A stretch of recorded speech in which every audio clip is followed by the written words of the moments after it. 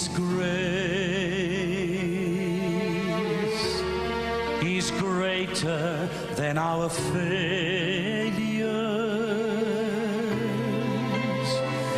His peace runs deeper than our fears.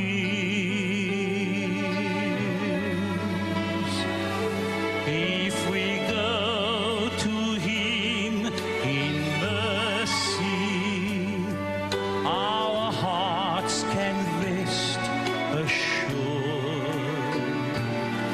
His love will keep us through our tears. He'll give us strength to simply trust Him through times we may not understand. We will gain a sweet assurance no passing doubt can dim. Our lives are safely in His hand.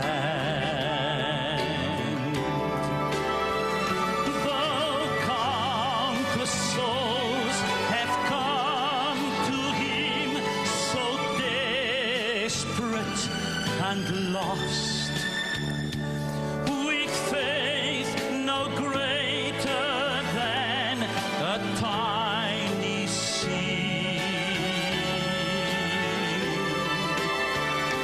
each one has found a wondrous truth beneath His simple cross. His grace is greater than our need. No height or depth in all creation can reach beyond His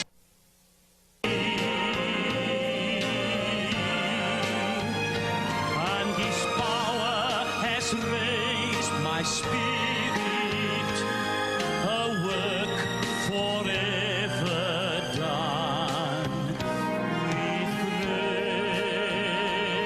grace.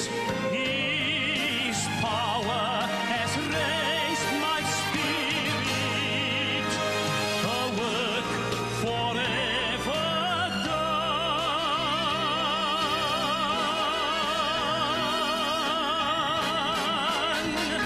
His grace is greater. His grace is greater than my need.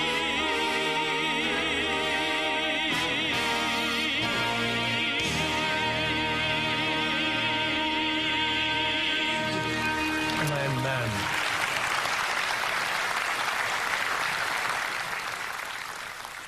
Hoje à noite, antes de começarmos a nossa apresentação, eu o convido a curvar a sua cabeça comigo enquanto abrimos o nosso coração ao Deus do Universo. Pai Celestial, obrigado pelo livro de Apocalipse. Obrigado pela mensagem clara que estamos vivendo nas últimas horas da terra. Conceda-nos hoje à noite corações para te amar, mentes para compreender a tua palavra, ouvidos para escutar a tua voz falando a nós pessoalmente. Conceda-nos hoje à noite um amor por ti, mais forte do que qualquer outro amor em nossa vida. Em nome de Jesus, amém. O tema desta noite é intitulado Enfrentando o juízo do Apocalipse. Como encarar este julgamento com confiança? Ele foi chamado de julgamento do século. Dezenas de milhares de americanos, homens e mulheres por todo o mundo, assistiram o julgamento de um ano. Uma personalidade famosa do esporte, O.J. Simpson, estava sendo julgado pelo assassinato de duas pessoas, sua esposa, a antiga esposa, Nicole Brown Simpson, e Ron Goldman. As cenas são bem conhecidas para nós que moramos nos Estados Unidos. E elas se tornaram cenas bem conhecidas ao redor do mundo. A personalidade foi absolvida. O juiz Lance Ito, o juiz que estava presidindo o caso, o acusado O.J. Simpson. Os advogados da defesa também se tornaram nomes muito conhecidos nos Estados Unidos e em todo o mundo. Muitas pessoas perdiam horas todos os dias assistindo ao julgamento. Provavelmente nenhum julgamento na história dos Estados Unidos polarizou tanto a nação quanto este julgamento. Marcia Clark, a procuradora assistente do Distrito de Los Angeles, era uma das promotoras públicas. E, novamente, os Estados Unidos prestaram atenção nas alegações. As alegações eram notícia nos jornais do outro dia. Escutamos enquanto Johnny Crockett deu suas réplicas. A nação estava com a atenção presa. Na verdade, milhares de jornalistas se agruparam em Los Angeles para o julgamento. Existiam repórteres no tribunal. Existiam os estenógrafos. Existiam os jornalistas da mídia.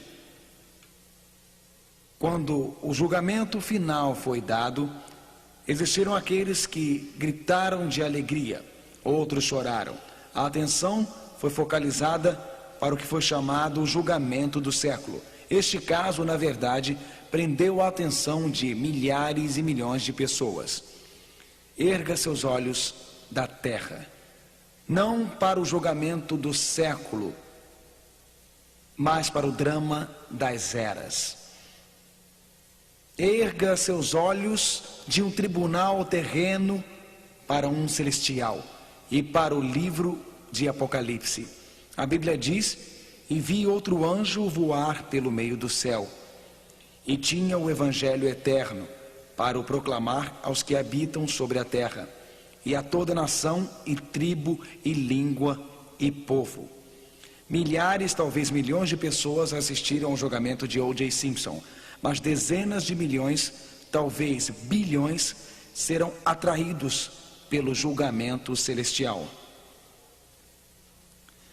A Bíblia diz que uma mensagem passará por todas as nações, por todas as tribos, para todos os grupos linguísticos, para todos os povos, dizendo: com que tipo de voz? Que tipo de voz, Orlando? Com grande voz, dizendo com grande voz.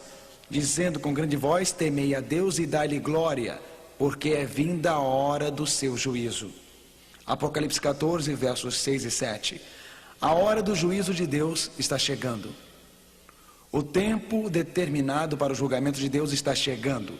Aqui não é uma sessão da corte terrena, não é o julgamento do século. A corte celestial senta. Este é o julgamento das eras. Este é o drama final na história do mundo. A controvérsia entre o bem e o mal é finalmente, inteiramente, completamente decidida. O destino de toda a humanidade será decidido, não aqui num julgamento terreno, mas no julgamento das eras no céu. Daniel olhou para o alto e viu aquela cena da sala do tribunal em Daniel 7, verso 13. Ele disse: eu estava olhando nas minhas visões da noite, e eis que vinha nas nuvens do céu um como o filho do homem, e dirigiu-se ao ancião de dias, e o fizeram chegar até ele. Você vê esta cena em sua mente? Daniel olha dentro do céu e vê a suprema corte celestial se assentando. Ele vê 10.000 vezes, 10.000 seres querubins e serafins e seres angélicos apresentando-se na corte celestial. Ele vê o ancião de dias, o Pai assentado, e ele vê o Filho do Homem vindo com as nuvens do céu para o Pai. Pai e Filho se sentam. A suprema corte do universo reuniu-se. Eu continuei olhando, até que foram postos uns tronos, e um ancião de dias se assentou. O seu vestido era branco como a neve, e o cabelo da sua cabeça como a limpa lã. O seu trono chama de fogo. Milhares de milhares o serviam, milhões de milhões estavam diante dele. Daniel 7, verso 10. A corte se assentou e os livros foram abertos. Aqui não é assento de uma corte terrena. Este não é assento de um julgamento terreno. A corte se assentou. A corte celestial, o Pai sentou. O Filho veio até o Pai. Milhares de anjos vieram. Esta é uma cena magnífica, uma cena majestosa, uma cena gloriosa. Esta é uma cena impressionante. A suprema corte do universo se assentando. A Bíblia diz: os livros foram abertos, o julgamento acontece, as provas são apresentadas. Por que as provas são apresentadas? O que ocorre neste julgamento? Como este drama de destinos é decidido? Quando o Filho do Homem se assentar no planeta chamado Terra. Você recordará que no nosso último encontro, quando estudamos a época deste julgamento, a época da purificação do santuário celeste, a época da decisão do destino de toda a raça humana. Estudamos a época do início do julgamento. Cada um destes encontros nesta altura da série é como uma argola unida em cadeias. Por isto é muito importante que você não perca nenhum encontro da série. Vamos ler Daniel 8, verso 14. Vamos ler juntos. E ele me disse: até 2.300 tardes e manhãs, e o santuário será purificado. Na Bíblia, um dia profético equivale a literalmente ao quê? Um ano. Então, 2.300 dias do tempo de Daniel se equivalem a 2.300 o quê? Anos. E a Bíblia fala sobre a purificação do santuário. Na Bíblia existem dois santuários, um na terra, um modelo reduzido, uma cópia ou uma amostra do majestoso original no céu. 2.300 anos após os dias de Daniel, obviamente, não existiria nenhum santuário na terra, porque quando Jesus morreu, o véu do templo terrestre foi partido em dois. Os sacrifícios de cordeiros não eram mais para serem levados para o templo terrestre. Tudo o que acontecia no templo terrestre representava o que aconteceria no céu. Jesus, nosso cordeiro, veio do céu para morrer na terra. Então, cordeiros eram mortos na corte do antigo templo.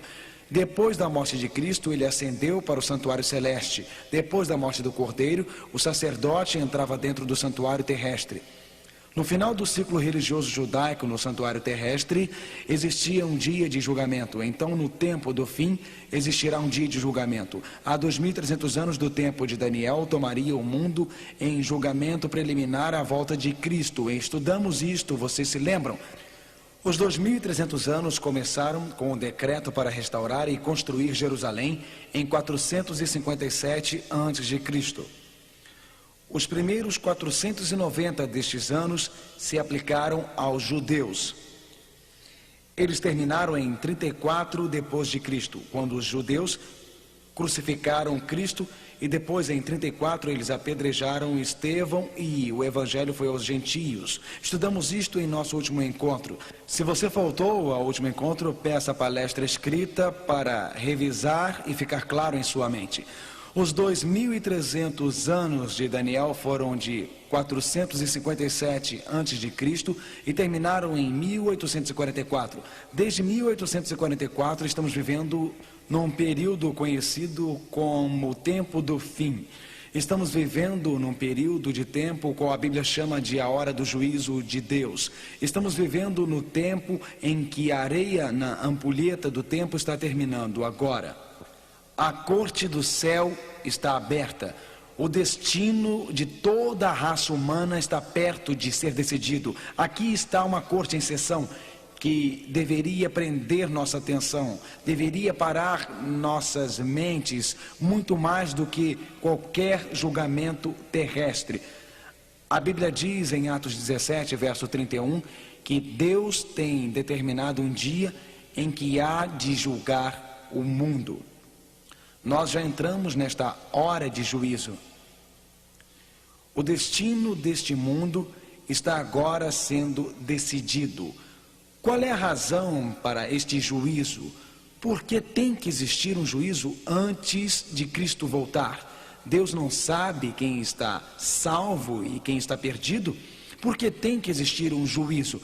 Isto faz parte da controvérsia entre o bem e o mal. Você se recorda de que a Bíblia diz que Deus criou um ser de brilho deslumbrante. Este ser de brilho deslumbrante se rebelou contra Deus e levou o universo para a desobediência.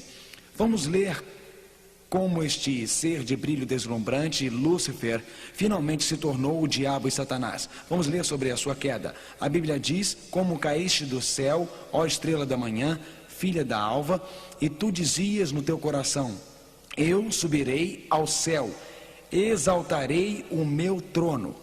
Agora perceba, a ênfase está no trono. Na Bíblia, onde você vê trono, você tem soberania ou domínio. Satanás diz: acima das estrelas de Deus, exaltarei o meu trono. Ele continua dizendo: e no monte da congregação me assentarei, da banda dos lados do norte. A lei de Deus foi dada do norte, então Satanás queria se assentar no trono de Deus, dando a lei de Deus. Subirei acima das mais altas nuvens e serei semelhante ao Altíssimo. Isaías 14, versos 12 a 14. Lúcifer desejava se assentar no trono de Deus. Lúcifer desejava governar, fazer leis. Ele alegava que Deus era desleal. Ele alegava que Deus era injusto. Lúcifer liderou um terço dos anjos da rebelião. Lúcifer então veio para o planeta Terra e levou Adão e Eva para o pecado. E Lúcifer tem espalhado por todo o universo que Deus é desleal, que Deus não é justo, que o caminho de Deus não é o melhor, que a lei de Deus é mesquinha e restritiva. Então Deus está em julgamento ante seu próprio universo. E Satanás tem dito que Deus é injusto. Satanás tem dito que Deus faz leis que não podem ser cumpridas. Satanás tem dito que Deus não quer que nós sejamos felizes, que Deus é parcial, que Ele tem prediletos. Os registros celestiais revelarão a justiça de Deus. Antes de Deus eliminar o pecado do universo, antes de Deus limpar o universo, antes de Cristo voltar para colocar um fim a tudo isto, será mostrado perante todo o universo, perante um mundo à espera e um universo alerta, que Deus nos ama muito, que Ele fez tudo o que era possível para poder salvar todos os seres humanos. Eu e você somos testemunhas neste julgamento. Enquanto nossas vidas aparecerem perante Deus no juízo, Deus diz para os anjos: eu poderia ter feito mais alguma coisa para salvar Mark Finney? Eu poderia ter feito mais alguma coisa para salvar Harry ou Joana? Enquanto nossos nomes aparecerem perante Deus, será demonstrado que qualquer um que esteja perdido não está perdido porque Deus não lhe deu uma oportunidade, porque eles não tiveram uma oportunidade, porque Deus não os amava, porque Deus não desejava a sua felicidade, porque Deus não era misericordioso. Eles se perderam por causa da sua escolha, do seu poder de escolha. Quando Jesus criou a raça humana, Ele não nos criou como uma espécie de poeira cósmica na multidão, mas Ele nos criou como indivíduos. Ele criou cada um de nós com a capacidade de escolha. Ele criou todos nós com a oportunidade de fazer escolhas racionais e morais. O poder de escolha é o maior poder que cada um de nós possui. E a Bíblia diz que o juízo pedirá conta de como usamos o poder de escolha para nós mesmos. Você está salvo ou perdido? Está nas suas mãos. O destino da salvação da sua alma não está no meio ambiente, não está na sua hereditariedade ou no que está ao seu redor, mas o seu destino é determinado pelas suas escolhas. A Bíblia ensina a realidade do juízo. Romanos 14, verso 12, leiam juntos, por favor. De maneira que cada um de nós dará conta de si mesmo a Deus. De maneira que cada um de nós, a Bíblia ensina a realidade do juízo. Cada um de nós dará conta de si mesmo a Deus. Alegre-te, mancebo, na tua mocidade. Recrie-se o teu coração nos dias da tua mocidade. Eclesiastes 11, verso 9. E anda pelos caminhos do teu coração e pela vista dos teus olhos. Sabe, porém, que por todas estas coisas te dará Deus a juízo. A Bíblia ensina a universalidade do juízo. A Bíblia ensina que todo ser humano tem um caso pendente no tribunal de Deus. Somos responsáveis pelas nossas escolhas, somos responsáveis pelas nossas ações, somos responsáveis pelas nossas decisões.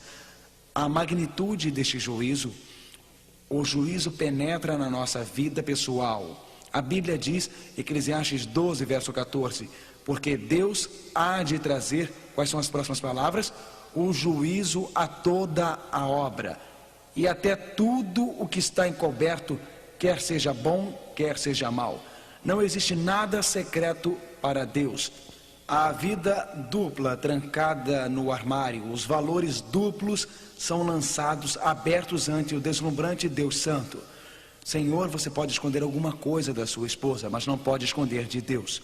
Você pode esconder alguma coisa de seu esposo, Senhora, mas não pode esconder de Deus. A Bíblia diz que trará a juízo toda coisa secreta em seus momentos de privacidade. Senhor, o que você está lendo? Em seus momentos de privacidade, Senhor, o que está assistindo?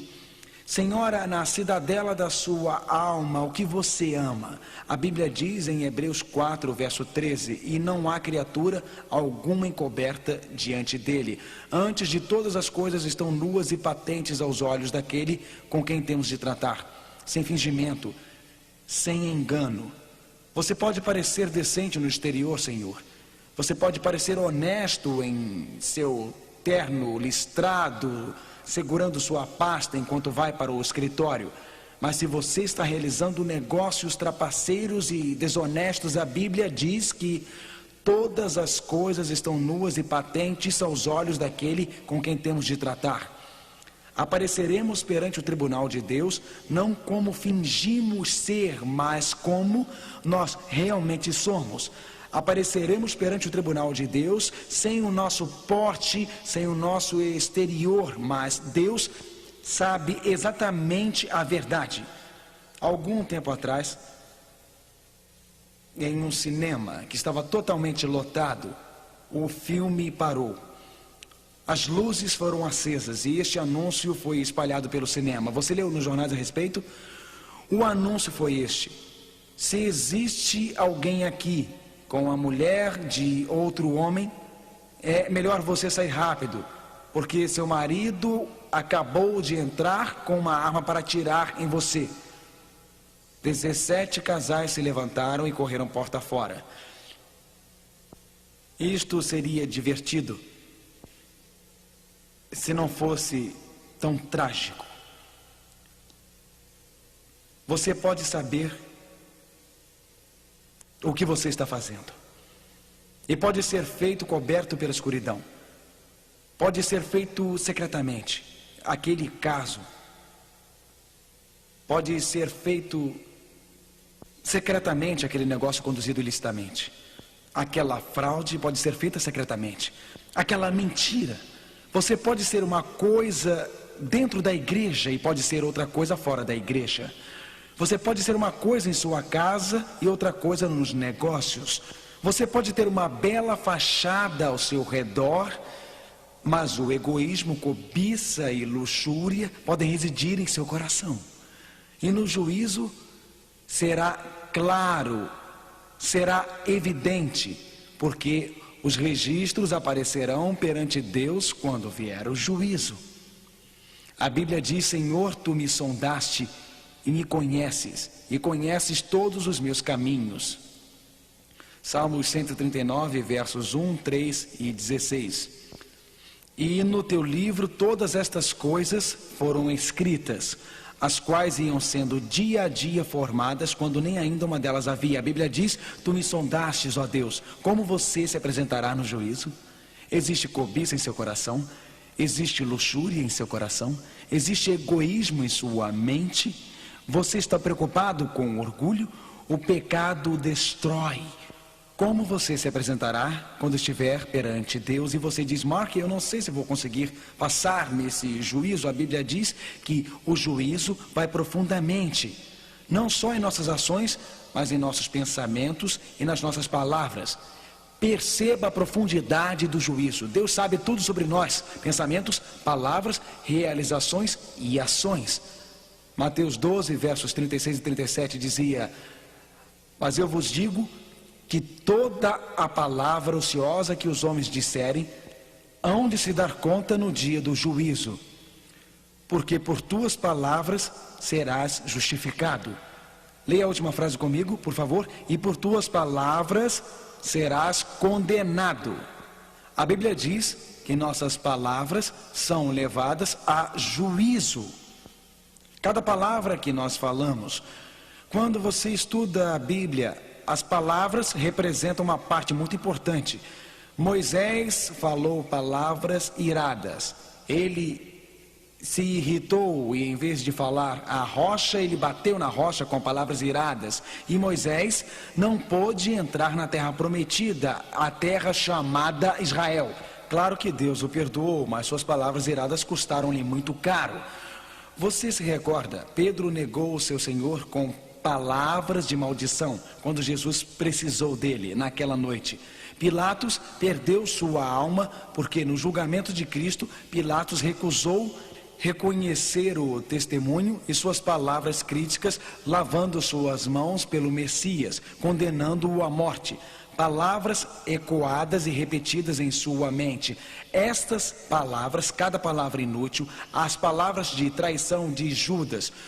O juízo revela nossos pensamentos, o juízo revela nossas ações, o juízo revela nossas palavras. Como procede este juízo? Como eu e você podemos ter certeza de passar no juízo? Como podemos ter certeza de que quando nossos nomes aparecerem perante Deus, teremos esperança no juízo? É muito desencorajador. Antes, cheios de desespero, pensar que toda ação, todo pensamento, toda palavra, todo intento será lançado às luzes do santo Deus. Permita-me lhe assegurar que se você e eu tivermos que comparecer sozinhos perante o tribunal de Deus, na nossa nudez, com toda a palavra, toda a ação, todo o pensamento transparente perante Deus, nunca conseguiremos passar e estaremos perdidos. Mas tem que existir uma outra alternativa. Como podemos ter certeza de passar no juízo? Qual é a mensagem encorajadora na hora do juízo? Não é encorajador comparecer perante Deus com meus pecados, minha iniquidade? A Bíblia nos ajuda quando começa a descrever alguns dos livros do juízo. A Bíblia diz: então aqueles que temem ao Senhor falam cada um com o seu companheiro, e o Senhor atenta e ouve. E há um memorial escrito diante dele para os que temem ao Senhor e para os que se lembram do seu nome. Malaquias 3,16. As boas novas do juízo são que tudo está registrado, não apenas as ações erradas, mas você sabe, a Bíblia também diz que aqueles que falam palavras bondosas e amáveis, isto é registrado. Aqueles que fazem escolhas positivas, então existem palavras de encorajamento que falamos para outras pessoas. Existem palavras de esperança que falamos às outras pessoas. Palavras de alegria, você pode nem pensar nisso, mas está tudo registrado nos registros de Deus. Aquela esperança que você partilhou, aquela felicidade que você trouxe. Existem palavras de coragem, elas estão todas registradas lá no juízo celestial. Sim, aquele ato desinteressado, aquele ato bondoso, estão todos registrados lá. Aquelas palavras de fé, orando com outra pessoa, levando alguém a conhecer Jesus. Essas palavras de esperança, alegria, encorajamento, fé e confiança, elas estão todas registradas no juízo de Deus. Além disso, para o juízo ser justo, ele precisa registrar não só as nossas boas ações e más ações, mas precisa registrar algo sobre nossa formação, sobre nosso ambiente, algo sobre as lágrimas de nossa vida e das dificuldades, porque as pessoas são criadas em circunstâncias diferentes, com uma formação diferente. A Bíblia diz em Salmo 56, verso 8: põe as minhas lágrimas no teu odre, não estão elas no teu livro? Cada lágrima derramada por um casamento fracassado, cada lágrima derramada por um filho, toda tristeza experimentada por causa da solidão, desânimo, depressão, está registrada lá. Põe as minhas lágrimas no teu odre, não estão elas no teu livro? Deus sabe aquela tristeza, Deus sabe as circunstâncias difíceis da sua vida. Deus sabe, como diz a Bíblia, do poço onde você foi retirado. Deus sabe que você tem vivido naquele apartamento apertado, 4, 5 pessoas em um quarto. Ele conhece a pobreza, o desânimo, o pesar do seu coração, a sua tristeza. Deus sabe das suas lágrimas, sabe do seu desapontamento. Está tudo registrado lá. O que eu realmente sou, minhas lutas, meus conflitos, minhas alegrias, minhas tristezas, as boas ações, os atos maus, tirando a fachada, a parte que todos veem, fica o que eu sou, o autêntico eu, o eu genuíno, o verdadeiro eu. Isto é o que parece perante o trono divino. Ele sabe onde eu nasci, ele sabe da minha formação, ele conhece as minhas alegrias, ele conhece minhas tristezas. Então você pergunta: como ter certeza de ser aprovado no juízo? São as boas ações pesadas contra as más? Se eu tiver 5.192 boas ações e somente 5.191 más ações, será que Deus as pesa numa balança? Não há nada mais distante da verdade. Vamos examinar os registros divinos e um livro em particular. Claro que nossas boas ações estão registradas, claro que nossas más ações também refletem o que somos. Elas refletem nossas decisões, refletem nossas escolhas. Mas aqui está o livro mais importante de todos o que a Bíblia menciona. Aqui está um livro da Bíblia. Se o seu nome estiver escrito nele e permanecer, você estará eternamente salvo. Se o seu nome não estiver nele e nunca for escrito nele, você estará eternamente perdido. Aqui está um livro. A decisão de pôr o seu nome nele sela o seu destino. A Bíblia diz em Apocalipse 21, verso 27, ela o chama de o livro da vida do Cordeiro. O Cordeiro é Jesus.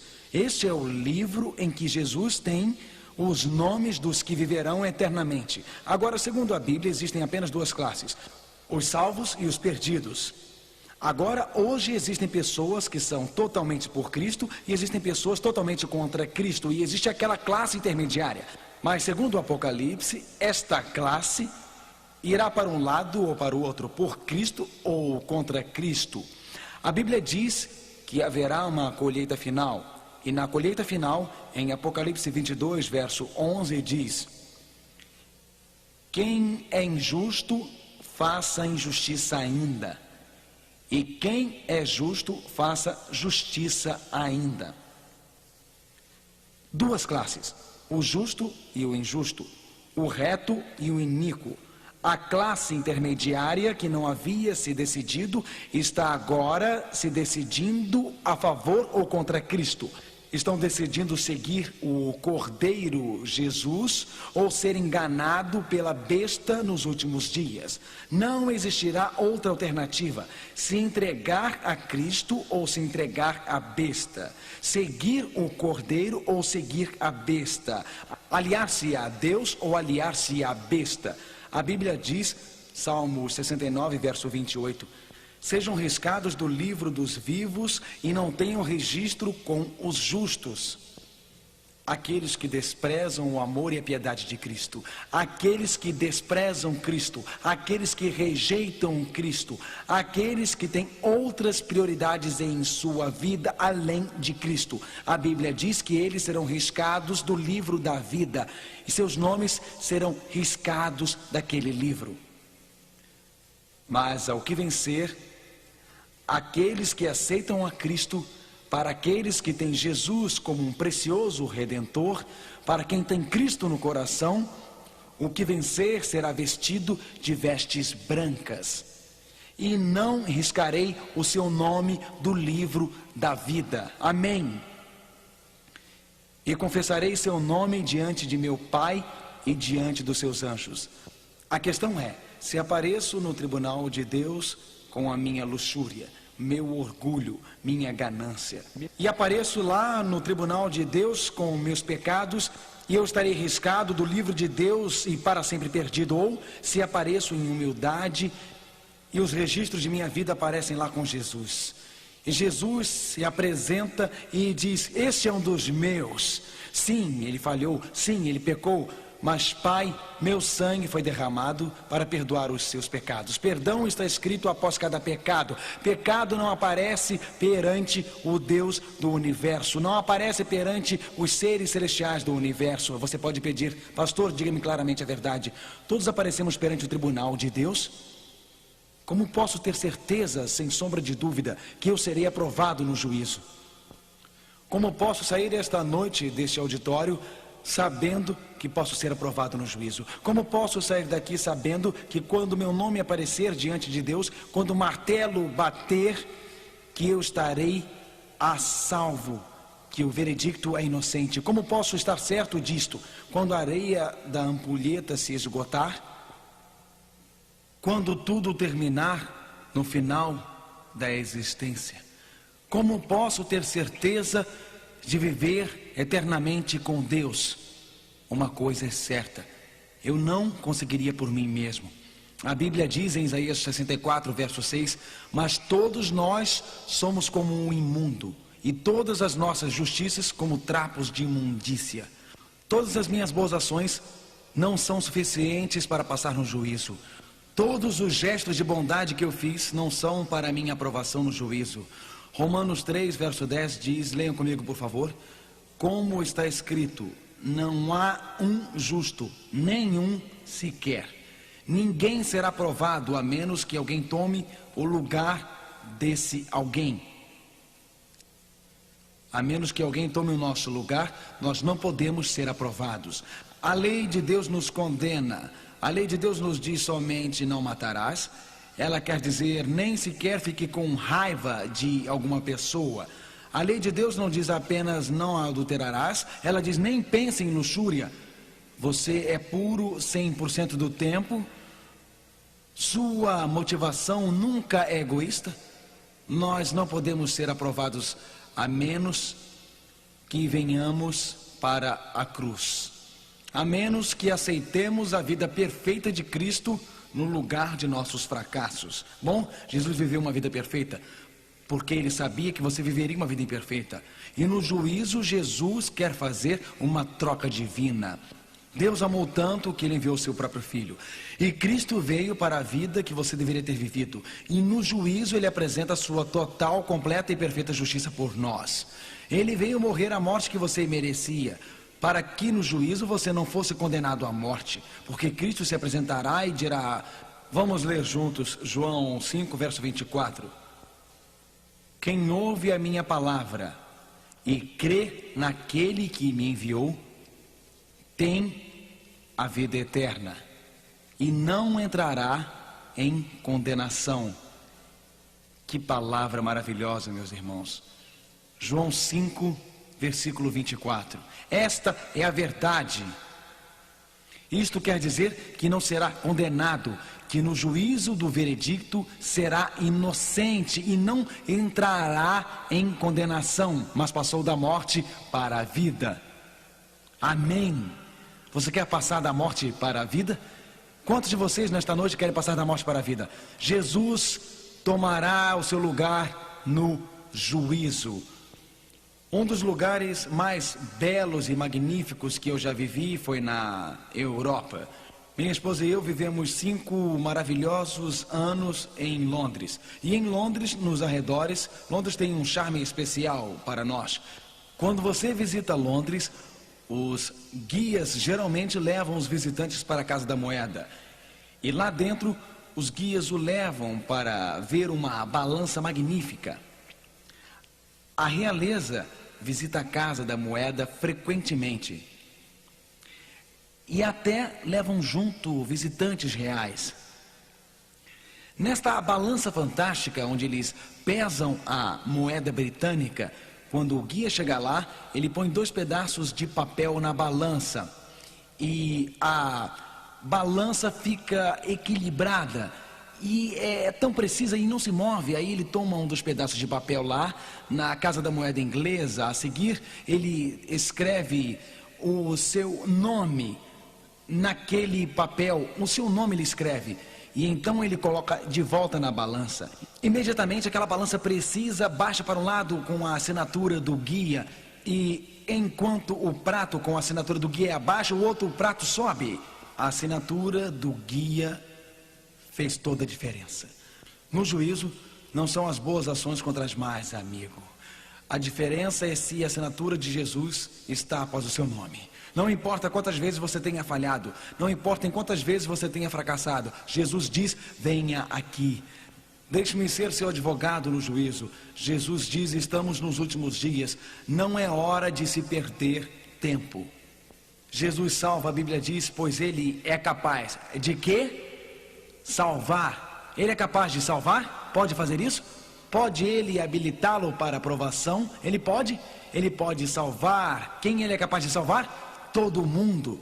Todos que vão ao Pai por meio dele. Eu quero isso, você não quer? As únicas pessoas que não serão salvas são aquelas que não vão até o Pai por meio de Cristo. Salvação é simples. Você falhou, decepcionou a Deus, você praguejou, xingou, roubou, cometeu adultério, ou talvez você seja um respeitável pecador. Você não cometeu nenhum destes pecados grosseiros, mas por dentro você é egoísta, avarento e insano. Jesus pode te perdoar. Ele pode salvar a todos, qualquer um que vá ao Pai por meio dele. Jesus, porque ele vive para fazer intercessão por eles. Hebreus 7, verso 25. Jesus intercede por você. Quando meu nome vier perante Deus, virá uma enorme lista de pecados. E Deus diz, aqui estão os seus pecados. Jesus diz, Pai, tu enviaste o teu Espírito a ele. Pai, tu o rogaste. Pai, tu o amaste. Pai, eu morri por ele. Pai, eu imploro. Ele quebrou a lei, mas eu guardei a lei. Ele merece a morte, mas eu mereço a vida. Pai, põe toda a dívida dele em minha conta agora. E todos os anjos cantam, Santo, Santo, Santo. Todos os anjos se regozijam, porque Jesus nunca perdeu um caso. Jesus nunca falhou para aquele que colocou a vida em suas mãos. Mas o nome do outro homem aparece, o nome de outra mulher aparece. Mentiras, enganos, roubos nunca foram a Jesus.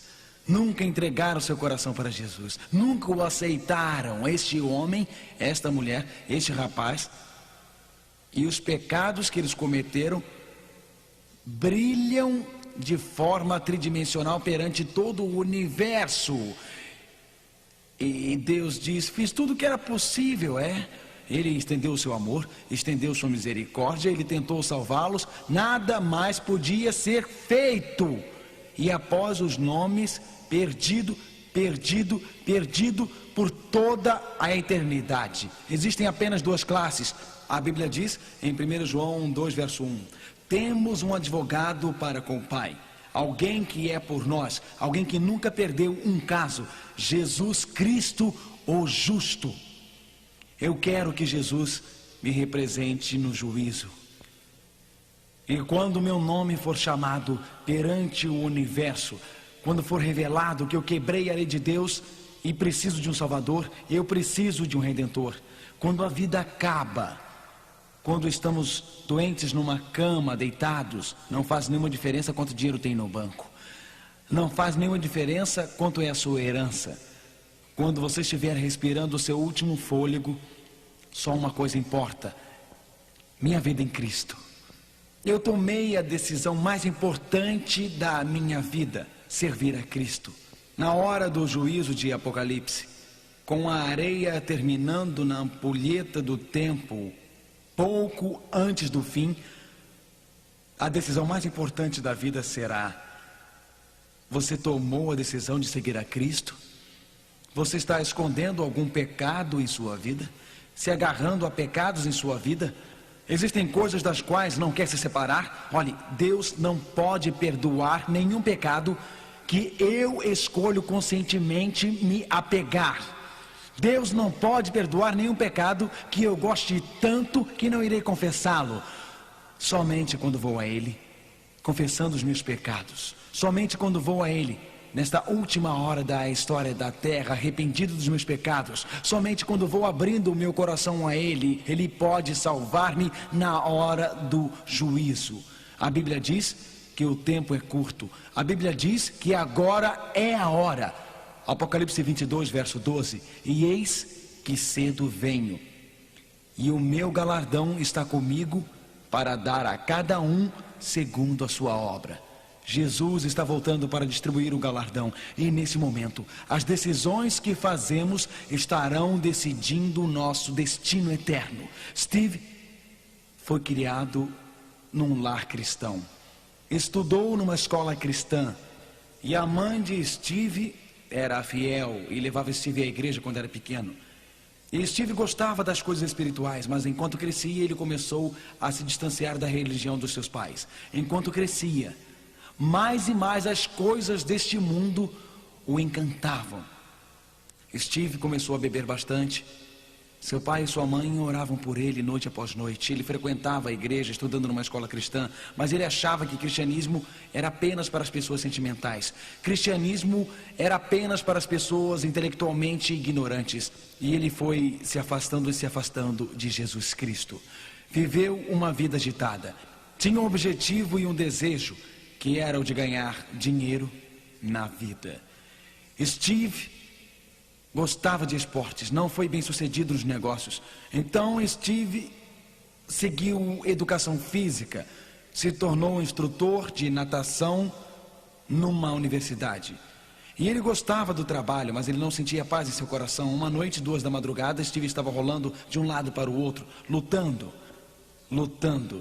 por Cristo ou contra Cristo. Ele começou a pensar sobre a religião de sua infância. As orações da sua mãe estavam tocando o seu coração. E ele sabia que havia chegado num ponto decisivo em sua vida. Ele não conseguia dormir. Ele estava perturbado. Ele disse: não, eu não quero entregar a minha vida a Cristo. Não, eu não quero andar nos caminhos de Deus. Naquela noite, porém, ele não conseguiu dormir. Então Steve resolveu ir para a piscina da universidade. Ele saltava sempre do trampolim. Então ele pensou: eu vou dar alguns saltos de trampolim. Eu vou liberar minha atenção, liberar minha ansiedade. Esqueça, não vou entregar tudo a Deus. Esqueça, não vou entregar a minha vida a Cristo. O preço é muito alto. Ele subiu no trampolim.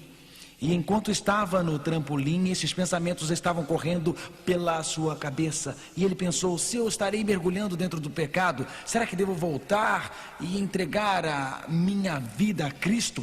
O que devo fazer? Ele estava nessa terrível angústia mental, nesse terrível conflito interno. Ele pensava nas coisas que poderia tirar ou abandonar, hábitos que teria que colocar de lado. Mas ele pensou no juízo, ele pensou na eternidade, ele pensou na salvação.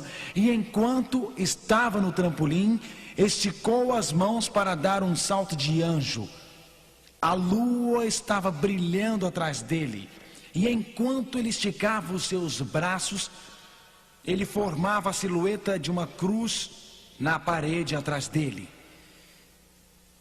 Ele começou a pensar imediatamente no quadro dependurado no seu quarto de infância e adolescência da cruz do Calvário.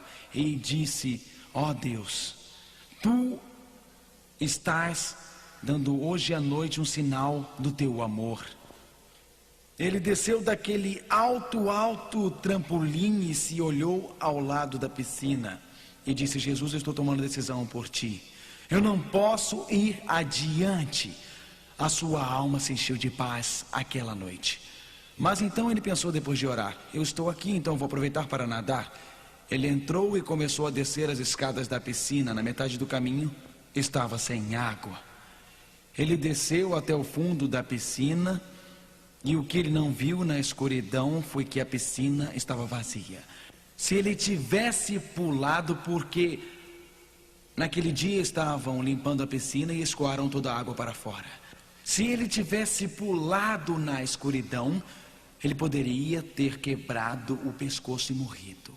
Parado naquele trampolim foi a noite do juízo para Steve. Ele foi salvo naquela noite, porque decidiu entregar sua vida a Cristo, o Cristo vivo. Você pode fazer esta decisão hoje à noite. Se já tomou esta decisão, pode tomá-la de novo. Você pode dizer: Senhor, eu quero alcançar e pegar a tua mão. Você pode dizer: Senhor, eu prefiro ter Jesus a ouro e prata. Eu prefiro ter Jesus a toda riqueza. Hoje à noite, no juízo, você pode viver eternamente. Hoje à noite, Cristo quer falar ao teu coração. Hoje à noite, Cristo quer lhe capacitar a fazer uma decisão para a eternidade.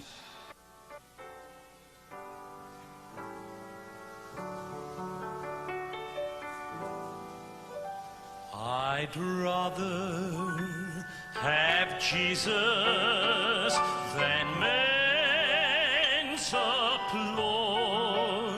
I'd rather be faithful to his dear cause. I'd rather have Jesus than worldwide fame.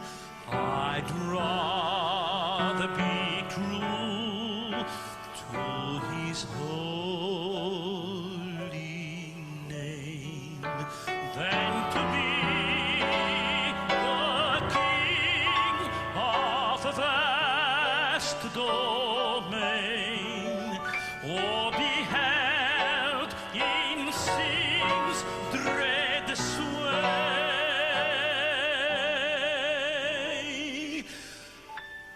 Yes, I'd rather have Jesus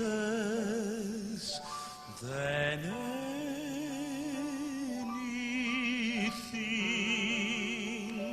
anything this world affords today.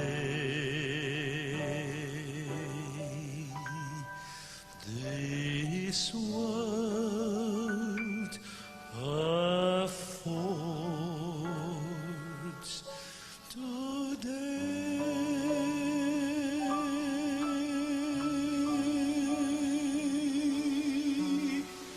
Amém. Vamos orar juntos.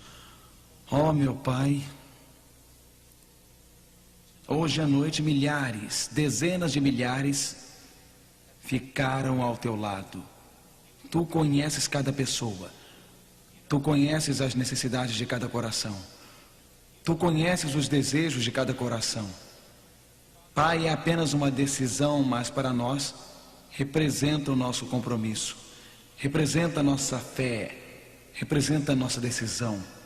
E estamos agradecidos que juntos podemos sair daqui sabendo que podemos ir a Deus através de Jesus. Ele pode nos salvar. Nós estamos gratos porque não precisamos ter medo de estarmos perdidos. Que em Cristo e por Cristo e através de Cristo podemos ser aprovados no juízo. Confessamos nossos pecados, estamos arrependidos de nossos pecados e vimos em nome de Jesus perante teu trono, te agradecendo porque nos salvarás em nome de Jesus. Amém. No próximo encontro do livro de Apocalipse, ilegalidade, para onde este mundo está indo. Existirá leis aprovadas contra os cristãos? Não percam.